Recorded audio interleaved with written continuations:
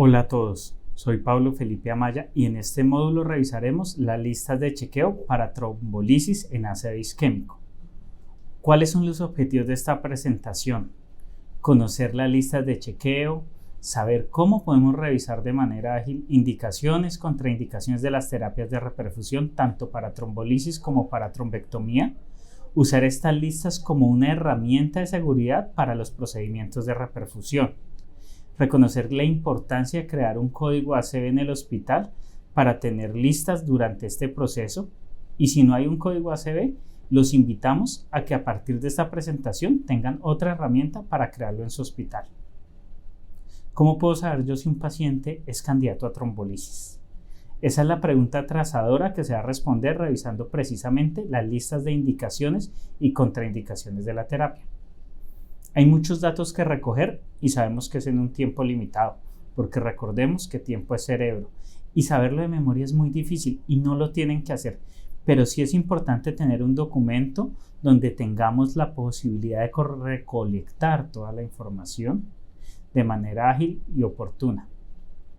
Sabemos que los pacientes solo se pueden trombolizar en las 4 horas y media iniciales con ciertos estándares, pero hay unos criterios de ventana extendida.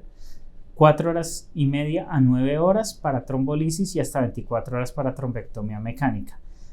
Como no podemos sabernos exactamente los criterios de Down y Diffuse de memoria, sí los podemos tener a mano en nuestras listas. Me gustaría saber, para que todos se pregunten mientras ven esta presentación, ¿tienen ustedes una lista de chequeo en su hospital? Y si no tienen estos listados, ¿creen que sería importante para su código ACV tenerlas?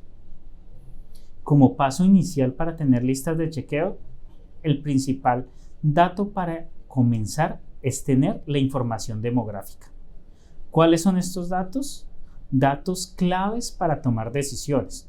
Por ejemplo, la edad es un factor que nos puede condicionar el ingreso a ciertas terapias, pero no es una exclusión definitiva. Yo puedo tener un paciente de 96 años, edad avanzada, pero con un ranking previo muy funcional y puede ser candidato a terapia.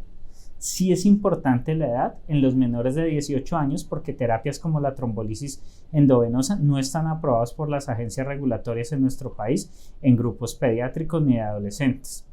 Hay algunas experiencias anecdóticas en menores de edad, pero como parte de ensayos clínicos. Es muy importante y tal vez el dato principal es tener la hora de inicio de los síntomas. A veces no la tenemos, pero siempre debemos registrar entonces hora donde se presencia el inicio del cuadro o al menos la última hora que fue visto bien el paciente. Y esto nos permite incluir pacientes del despertar o pacientes sin hora conocida de los síntomas. Adicionalmente es muy importante aplicar la escala del Instituto Nacional de Salud de los Estados Unidos para ACV, el NIHSS, tomar una glucometría, tomar cifras de presión arterial que puede ser no invasiva y activar nuestro código ACV. Todo esto lo vamos a poder registrar en la lista de chequeo.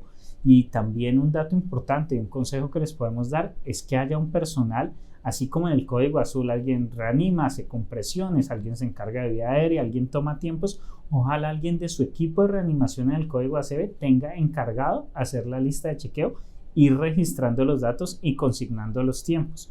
Esto nos permite adicionalmente a recoger información, ir teniendo en vivo la capacidad de detectar si el paciente es candidato a terapias de trombolisis, terapias de trombectomía. Como un tip que les quiero dejar para esta presentación, tener estos datos y un registro les va a permitir participar en programas de acreditación como la certificación de centros de ACV en Latinoamérica. Una vez ya tenemos todos los datos básicos, ya hemos hecho monitoreo, el ABC del ACV que aprendimos con la doctora Carvajal, procedemos a hacer la evaluación del resultado de la imagen cerebral. Es importante que todos los médicos a cargo del paciente, sean de neurología, el equipo de apoyo de radiología, siempre revisen la imagen. Para la evaluación de las imágenes siempre es importante, uno, descartar sangrado y registrarlo en nuestra lista como contraindicación absoluta de la terapia de trombolisis. Buscar algunos signos hiperagudos, que esto lo revisaremos muy bien en el módulo de neuroimágenes, que incluyen hacer la evaluación del ASPEX y ojalá dentro de nuestro protocolo tengamos la inclusión de en una sola adquisición hacer la angiotomografía, que es la imagen que nos permitirá clasificar el paciente si tiene oclusión proximal, adicionalmente a nuestra terapia de trombolisis, para ser llevado también a terapia de trombectomía mecánica. El hacer esto en una sola adquisición va a reducir tiempo. Recuerden que uno de los indicadores que debemos tener dentro de nuestro proceso es el tiempo de puerta aguja y que ojalá ese tiempo sea menor a 60 minutos. Y esto está muy relacionado con el tiempo puerta imagen, que debe ser menor a 20 minutos para hacer la tomografía simple. Adicionalmente, un beneficio cuando hacemos la angiotomografía es que además de reconocer si hay oclusión proximal, podemos hacer una evaluación de la escala de colaterales, que esto también nos da información útil para saber si el paciente va a ser un mejor desenlace y va a ser candidato a aguantar, sobre todo cuando tenemos que resumir este paciente a terapias de remisión. No todos los centros cuentan con trombectomía y sí podemos hacer trombolisis en un centro y remitir. En centros seleccionados tenemos la posibilidad de hacer perfusión cerebral, donde se evalúa la penumbra, y esto aplica para pacientes de 4.5 a 9 horas o pacientes que tienen más de 6 horas hasta 24 para trombectomía mecánica. Cuando ya hemos diligenciado nuestro formato de imagen, procedemos a revisar en la lista de chequeo si hay contraindicaciones para trombolisis. En este momento, nuevamente tomamos cifra de tensión arterial, revisamos que esté menos de 185-110 milímetros de mercurio, volvemos a hacer una escala de NIHSS, recordando que esto no es una contraindicación absoluta ni en puntaje bajo ni en puntaje alto. Lo más importante es registrar si tiene un déficit que sea discapacitante. Si el paciente usa medicamentos antagonistas de vitamina K como warfarina, debemos anotar el valor de INR, que debe ser menor a 1.7. Los pacientes que usan anticoagulantes directos como dabigatran, rivaroxaban o apixaban, que no lo hayan recibido en las últimas 48 horas. Recientemente, un estudio cohorte ha demostrado que puede ser seguro incluso hacer trombolisis en pacientes que no hayan recibido en las últimas 12 horas medicamentos anticoagulantes de tipo directo como DOACs. Pero esto aún no es una indicación de las guías clínicas. Por lo tanto, debemos ser cautelosos al usar esta terapia. No es necesario tener un conteo plaquetario para llevar a los pacientes a trombolisis, pero si el paciente tiene antecedentes de trombocitopenia, de púrpura ya conocido, sí debemos esperar este resultado, o de lo contrario, iniciar nuestra terapia de trombolisis y registrar. En caso de que sea menor a 100.000 el número de plaquetas, es una contraindicación absoluta y se debe detener la terapia de trombolisis. Cuando sospechamos, por ejemplo, un paciente que tiene una cefalea en trueno, la peor de la vida, que inicia en pocos segundos y llega a una máxima intensidad, o el paciente ha tenido historia de hemorragia subaracnoidea sin tener tratado su aneurisma, es otra sospecha para contraindicar la terapia de trombolisis. Si hay signos en el sistema nervioso central como neoplasia, intracraneal como por ejemplo un glioma, es contraindicación de trombolisis, pero neoplasias extracraneales como los meningiomas pueden ser tratados con esta terapia evaluando la imagen muy cautelosamente. Pacientes con cirugía cerebral o medular reciente también es una contraindicación para trombolisis. Los pacientes que han tenido paro cardiorrespiratorio, que requirieron compresiones torácicas externas, mujeres con parto vaginal reciente, punción vascular en sitios no compresibles en los últimos 10 días, debemos anotarlo porque podría ser otra contraindicación para nuestra terapia trombolítica. En los pacientes que tienen hipertensión arterial no controlada, que las cifras son mayores a 185 de sistólica, 110 de diastólica, a pesar del manejo vasodilatador endovenoso, también es una contraindicación absoluta. Los pacientes con pancreatitis aguda, que no es un escenario muy común, o con los que se sospecha clínicamente esta condición, pacientes que han tenido un reciente sangrado gastrointestinal o que tengan una neoplasia del tracto digestivo, debemos tenerlo en cuenta y registrarlo porque puede ser una contraindicación para terapia de trombolisis.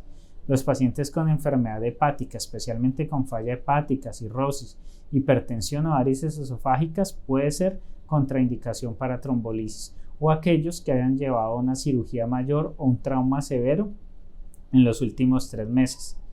Siempre es muy importante revisar este punto porque el sangrado en imagen cerebral en el punto 2 de la lista lo debemos retomar en este punto. Entonces recuerden siempre, revisión no solamente sangrado o neoplasia intracraneales, sino condiciones sistémicas. Los pacientes en los que tenemos una alta sospecha de hemorragia subaracnoidea incluso pueden tener una tomografía normal. Por lo tanto, si hay alteración de conciencia, dolor de cabeza que sea el peor de la vida, tuvo rigidez de nuca en el examen clínico, debemos sospechar esta condición y es una contraindicación para trombolisis. Los que han recibido heparinas no fraccionadas, tienen un PTT mayor al límite normal en las últimas 48 horas, también es contraindicación para trombolisis. Un punto donde es debatible es el ACV en los 3 meses previos. Recomiendo, revisen la imagen, revisen cómo está la escala de ranking del paciente y si no es una imagen de un infarto extenso, no hay una imagen de una malasia mayor, pudiera ser candidato a trombolisis. ¿Qué herramienta tienen ustedes a la mano para poder discutir las imágenes con un radiólogo o un neurólogo en tiempo real? Usar telemedicina. Recuerden que la tele-ACV ha acercado a los especialistas a atención primaria. En resumen, ¿qué les quiero contar? Las listas de chequeo son una herramienta para estandarizar la atención del código ACV, obtener información fundamental de datos demográficos, de contraindicaciones, de indicaciones para la terapia de reperfusión. Ojalá siempre a mano en el servicio de urgencias tengamos uno de estos formatos, tengamos una persona que esté encargada de su diligenciamiento para hacerlo de forma oportuna en el código ACV. Cuando hay estrategias como teletrombolisis, tener esta información para enviar al centro de apoyo es muy útil, agiliza tiempo o incluso permite que los paraclínicos que a veces no tomamos de frecuencia como tiempos de coagulación, plaquetas, los incluyamos en nuestro algoritmo para ofrecer terapias de reperfusión.